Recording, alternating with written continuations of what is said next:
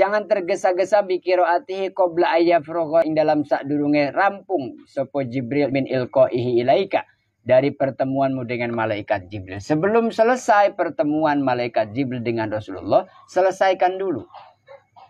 Jangan pernah berpisah, jangan pernah tergesa-gesa pengen menyampaikan. Sabar. Dengar dulu sampai selesai, sampai tuntas, malaikat Jibril pamit baru selesai. Kalau kita ngaji nih sampai selesai, sampai hatam. Jangan keburu pengen anu dulu sampai selesai. Jadi ngaji itu hatam satu kitab, udah Pak belum? Masih ada. Udah Pak belum? Sampai kapan? Sampai mati sudah, nggak ada istirahat. Tadi kalau bahasa yang lain sampai kupingnya budak. Ya budak panas kan diomongin terus. Diceritain terus, disinggung terus, disindir terus ya. Kita menyampaikan apa yang Allah sampaikan. Wa qad takunu mutali'atan, karena itu adalah Rasulullah mutalaah. Al-uluma ing piro-piro ulum wal ilmu wal akhbar Rasulullah sallallahu alaihi wasallam dan hadis-hadisnya bimakna sima dengan maksud adalah supaya mendengarkan wayah tajulan butuh sapa al mutali orang-orang yang mutalaah yang belajar ulumi maring piro-piro ilmu wal akhbaran piro-piro kabar hadis wasir dan dadi sapa ahlus shalah ahli kebaikan wa hikayatihim yaitu orang-orang soleh terdahulu wa hikayatihim lan cerita-ceritanya orang soleh terdahulu kan wal hukmilan macam-macam hukum wal amsal pira-pira percontohan perumpamaan allati fiha yang ada di dalamnya najatun keselamatan min adzabil akhirah daripada azab akhirat ayakuna supaya ayayan ta'ana fi dzalika ing dalam mengkono mazkur kullihi sekabehane muta'addiban jadi pelajaran jadi pengajar. Rasul itu mengajarkan semuanya kepada para sahabat berdasarkan apa yang ada dalam Al-Quran sebagai wahyu dari Allah. Di dalamnya ada apa? Ada cerita kabar tentang orang-orang yang soleh. Ada cerita tentang orang-orang yang kena azab. Ada orang-orang yang selamat. Ada orang-orang yang celaka. Ada hukum-hukum Allah. Ada contoh-contoh. Segala macam ada dalam Quran. Lalu Rasul menjadi seorang yang mengajar kepada para sahabatnya. Biadabi husnil istima. Dengan cara mengajarkan, memberi contoh, memberi pelajaran. Bagaimana supaya baik dalam pendengaran, mendengarkan. Li'annahu karena satunya kelakuan nau'un. Contoh min dalika saking mengkono madkur. Wa kamalan kaya barangkang annal kolba. Kenapa sih harus benar-benar mendengarkan dengan menyimak sungguh-sungguh? Karena annal qalba satune ati iku ista'adda siap-siap bi husnil istima. Hati itu harus juga siap menerima. Maka orang belajar tuh harus mengosongkan dulu gelasnya.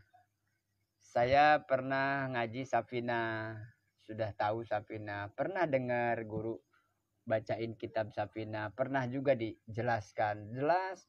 Nah, ketika ada orang yang baca kitab Safina, siapapun, Pak Ustadz, Pak Kiai yang ada di sini, di mana saja, baca. Saya nih karena merasa sudah pernah dengar, sudah tahu, sudah hatam, terus saya tutup kuping, saya sudah tahu. Nah, ini sudah masuk dalam akhlak yang madmumah, buruk, sombong. Rasul mengulang-ulang. Para sahabat juga mengulang-ulang. Para kiai apa ngajinya sekali derasnya. Tiap hari padahal sudah hatam itu kitab. Dibaca lagi, dideres lagi, dimutolaah lagi. Kemarin sudah kita bahas. Ayat Quran sekali dibaca maknanya satu. Besok dibaca lagi ada makna yang baru. Besok dibaca lagi ada maksud yang baru. Ada hikmah. Terus gak ada habis-habisnya. Andai dituangkan dengan tinta ditulis, lautannya sudah kering yang ada di bumi. Sementara kalamullahnya belum selesai. Saking tidak pernah habis itu Quran kalau dibahas. Jadi diulang terus sampai mati, sampai akhir, tidak pernah selesai. Kenapa begitu? Supaya diasah ketajaman pendengaran, ketajaman berpikir, ketajaman merasa, iman, semuanya diasah. Supaya benar-benar menjadi baik, mendengarkan, menerima. Maka itu hati juga harus bersiap-siap untuk bisa mendengarkan. Ada yang mendengarkannya dengan telinga saja, lalu ada peribahasa, masuk kanan, keluar kiri. Nah, supaya tidak begitu gimana? Tolong simak, dengarkan, perhatikan dengan hati. Dengan sepenuh hati. Kan MC suka bilang begitu. Mari kita dengarkan dengan seksama, dengarkan dengan penuh khidmat, pembacaan ayat suci Al-Quran yang akan dibacakan. Dibacalah Quran. Bikin kopi, ngaduk. Ngobrol. Allah, apa? Itu baca Quran. Allah gitu. Apa yang disimak? Aduh, Pak, saya kan nggak ngerti artinya. Ya sudah, dengarkan saja. Dengerin aja, diam, pura-pura ngerti aja. Kalau mau nangis, nangis. Dan tanya sama orang, kenapa nangis? Nggak ngerti. Jadi sama ya, baca Fatihah itu lagi kan. Diulang terus, nggak akan selesai. Berapa kali baca Fatihah, berapa kali diterangkan tentang Fatihah, apa sudah selesai pemahaman kita? Enggak selesai. Kemarin ngebahas Fatihah tafsirnya, besok faidahnya, besok fadilahnya, besok kandungannya, besok asbabun nuzulnya, ceritanya. Wah, nggak akan selesai. Apalagi se-Quran. Jadi benar-benar harus hati-hati, itu caranya jangan takut terus jadi pesimis. Wah, berarti saya nyerah, Pak, nggak bisa saya. Jangan. Caranya adalah belajar mumpung. Nah, itu aja mumpung. Selama ada kesempatan, ya kenapa tidak?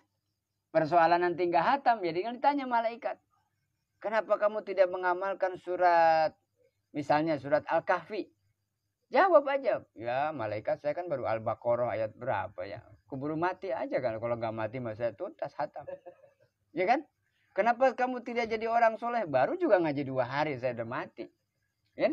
Tinggal jawab begitu. Ya makanya kalau para wali itu bisa nawar kalau mau meninggal itu. Datang malaikat, sekarang sudah waktunya ya.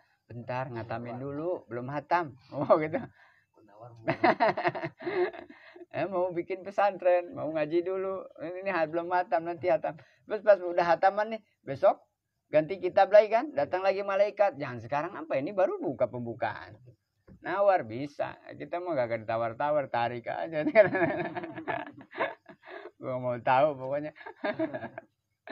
Para wali itu begitu ya. Jadi emang karomahnya Allah berikan begitu.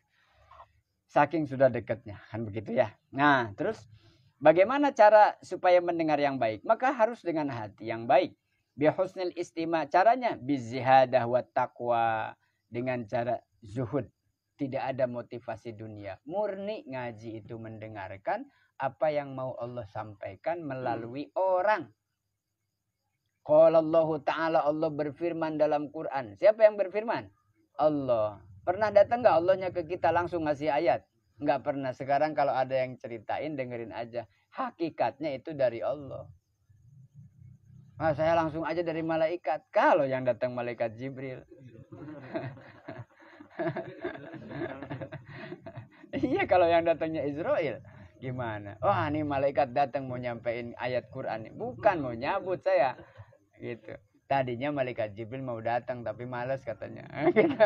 Jadi nyuruh saya dibadalin. Tuh. Iya sudah, dengarkan saja. Kenapa? Harus dengan dasar zuhud, tidak ada motivasi dunia. Wa taqwa, pastilah harus dengan takwa. Ada rasa takut kepada Allah. Ada rasa berharap. Apa sih takut? Takut kalau nggak tahu nanti salah amal. Makanya ngaji supaya tahu, supaya yang salah dibenerin. Berharap, siapa tahu dengan mau dengerin ya Allah senang sama kita. Allahnya ridho, asal dengerin aja ya, gitu kata Allah.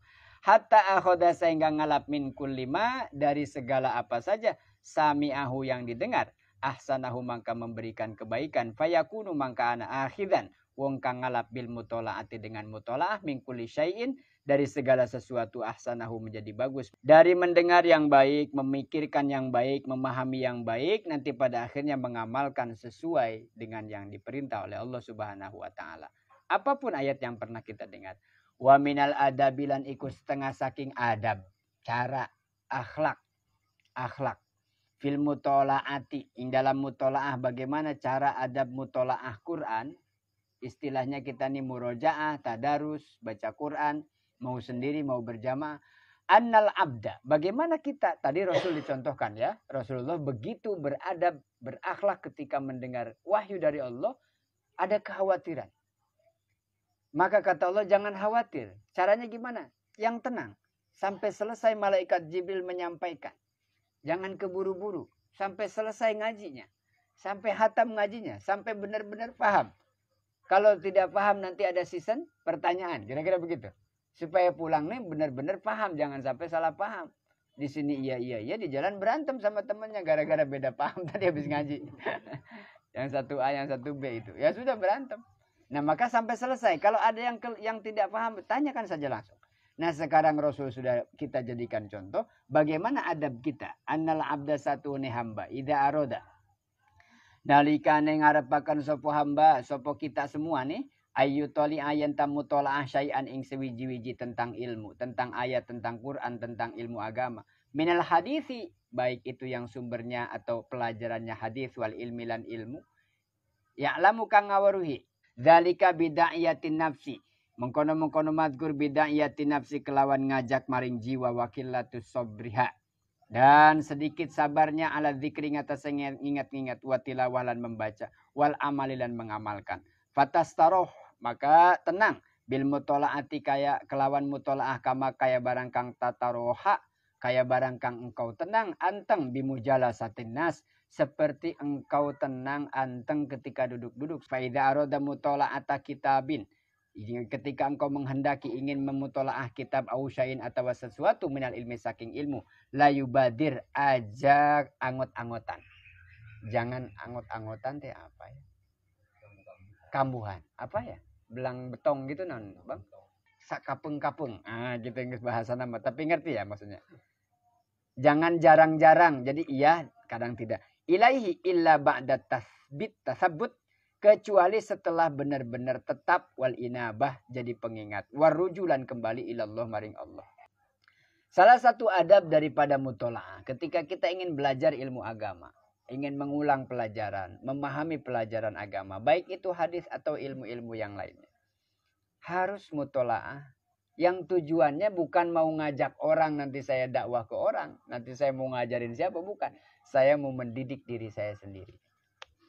Jadi itu Mang, tambahan ya. Sekarang dapat itu. Bahwa ngaji itu supaya siapa? Kita sendiri paham, bukan untuk orang itu. Sedang mendidik diri saya sendiri, maka wajar. Kalau pengen punya anak soleh, kitanya harus soleh.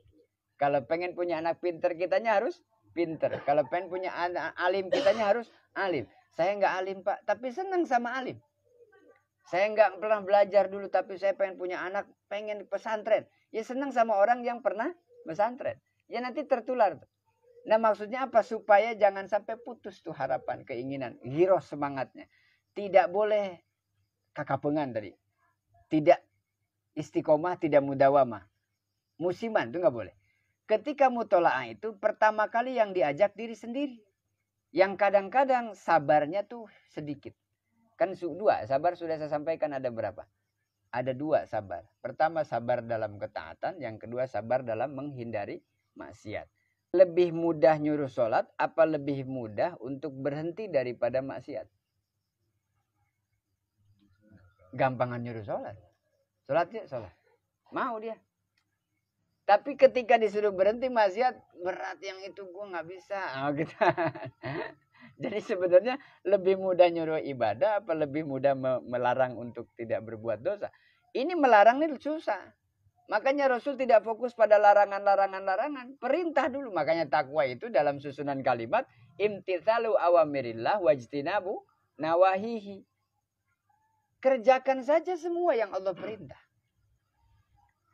Terus katanya Pak Ustadz harus menghindari larangannya. Iya, udah biarin aja. Udah sholat, udah. Terus mau ngapain sekarang?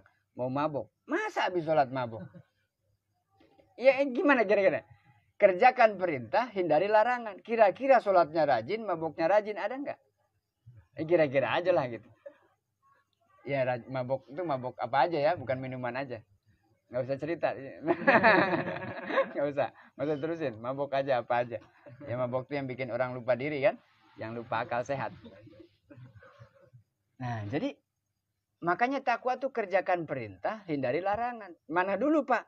Saya belum bisa meninggalkan ini. Ya sudah biarin ini aja sholat 5 waktu. Jaga. Nah kalau bicara tentang perintah di sini bicara perintah begini.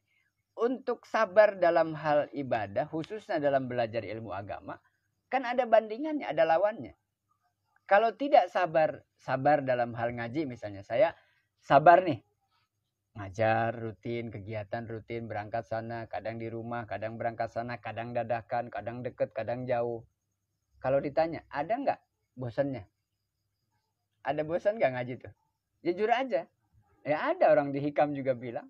Amalan-amalan orang tuh ada ketemu bosannya. Karena itu kenapa harus banyak ibadah. Supaya yang ini enggak, ada yang ini. Nah sekarang kalau enggak punya pilihan. Enggak ada jadwal ngaji nih. Anggaplah enggak ada. Malam Selasa, malam Rabu, malam Kamis nggak ngaji di sini. Malam Jumat nggak ngaji di Cipendawa. Malam Sabtu nggak ngaji di Cimuning. Malam Minggu nggak ada pengajian ibu-ibu. Malam Senin nggak ada ngaji ke Lambang Jaya. Saya ngapain tiap malam? Kira-kira aja, Mang.